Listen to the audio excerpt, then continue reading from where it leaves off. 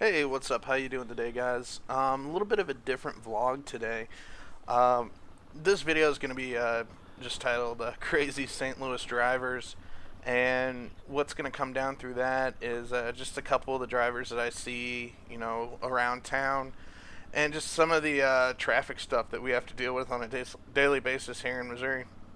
So, the audio sounds a little different because I'm not actually talking while I'm writing. So I'm sitting here in my room. I just got done making a poster for an event that's coming up, and I'm just watching the video and basically just talking over it. I've never done this before. I never gave it a shot, so it's kind of interesting. So this is like this is basically my daily commute. Um, just what I have to deal with. I don't remember where I was going today. I think maybe I was going to work or something. Uh, it looked like a weekend, so I know that maybe my girlfriend was hanging out with me. That's actually her in the car in front of me.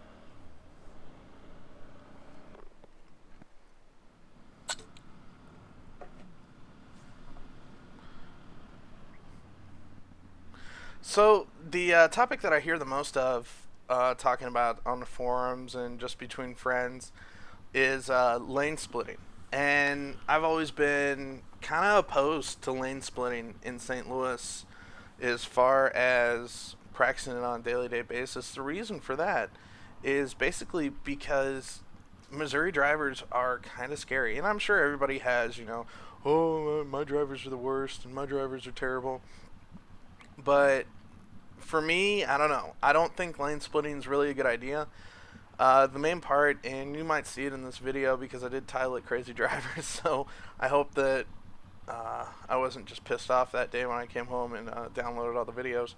But people in St. Louis just do not pay attention. As far as things like laws against being on your cell phone and texting on your cell phone, we have those in St. Louis. You're actually not allowed to text and drive, but nobody ever really gets pulled over for it. Nothing really happens as far as like tickets or anything like that. It's kind of a secondary ticket, kind of like if you get pulled over for speeding, you also have a tail light out. The cop just writes you an extra ticket for that, and it's kind of just an add-on. It's just a pricer.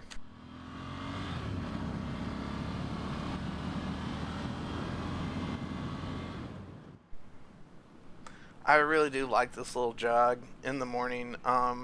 This is kind of a mainly driven road, but it's got two really nice little cuts, and it's kind of just how I wake myself up in the morning. It's like, merp, merp, making motorcycle noises with my mouth as I'm watching the video. It's just a left and a right hand corner. There's a little stoplight in between. Sometimes I get lucky and I can catch them both at the same time and just kind of blaze through here.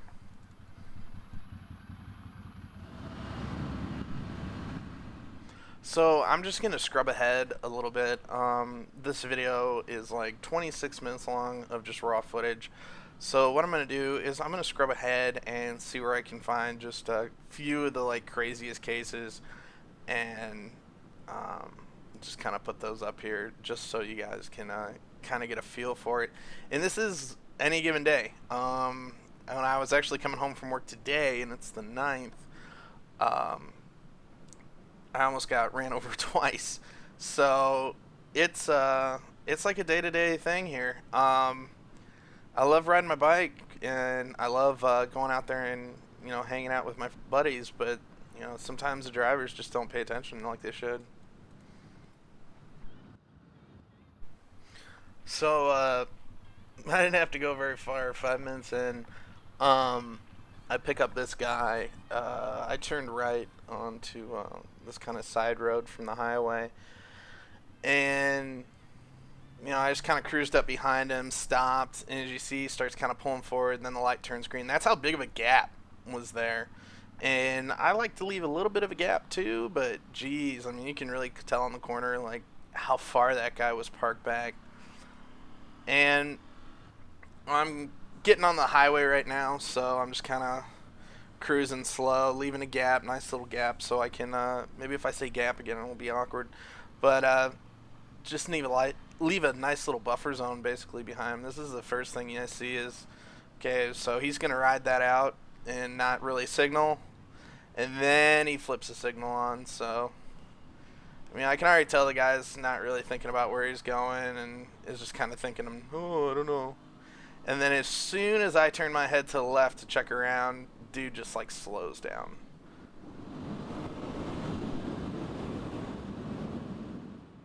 So just a little bit farther ahead, cruising down the highway, and I'm clipping along, probably doing 65-ish, and then right there, whoop, zips out in front of me, no signal, no nothing. Spidey sense was definitely tingling, being like, yo, I think you're about to get cut off.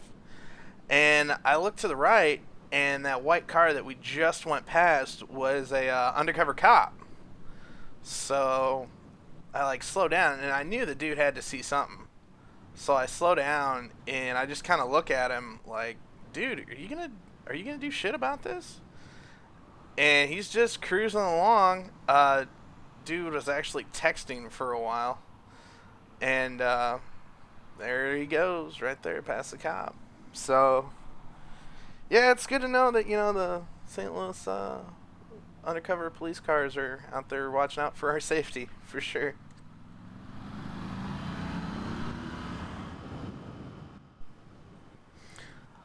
I like this little exit right here, and you can tell I dig it a little bit. Just kind of get down, put my leg down, just be like, "Meow." This nice little cutback left. This puts me on the main road that I actually work off of, so it's not too bad. I think I actually took this way because there was like a ton of traffic and crap. So we get to play in stop and go traffic or we get to play with stoplights. So I'm pretty good playing with the stoplights, so I choose to take that today. So coming up here is a pretty normal sight. Um,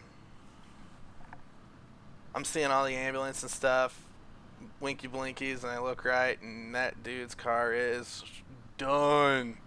I don't know if he hit that pickup truck or what, but it looked like he totaled his front end out.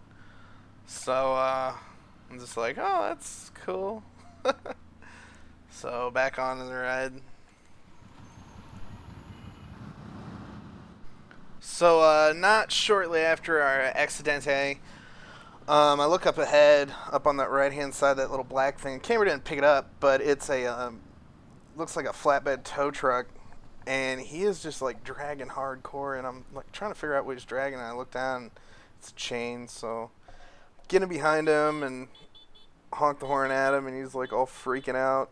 And yeah, I have the manliest horn in the world on my bike, so bend over, pick the chain up, throw it on the chuck, and he is on his way to and I go terrify somebody else. He's cool though. He waved at me. It's like, oh, thanks. So that's what's up.